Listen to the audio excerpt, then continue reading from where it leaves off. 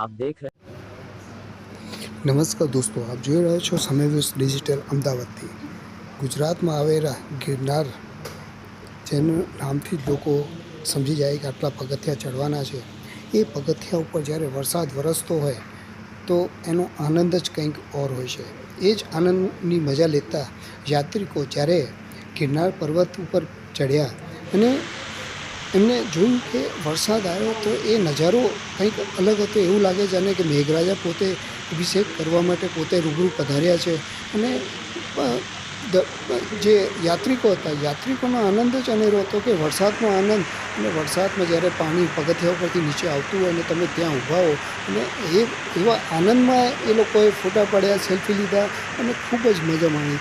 આ જોખમકારક હોઈ શકે, પાણીનો પ્રવાહ એકદમ વધે ત્યારે, તે છતાં પણ લોકોએ ખૂબ જ આનંદ માણ્યો છે।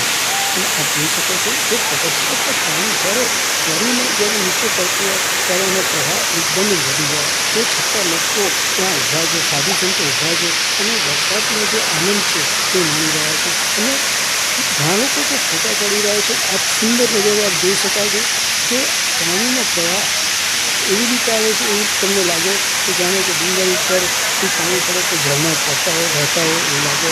આપ જોઈ શકો છો ખૂબ જ ખતરનાક રીતે પાણીના પગથિયા ઉપરથી આવે છે અને એનું વહેણ પણ એટલું હોય છે કે તમે જોઈ શકો છો કે ખૂબ જ મજાનો આનંદ હોય છે। કે વરસાદમાં ફરવા જાઓ અને યાત્રા સ્થળ હોય તો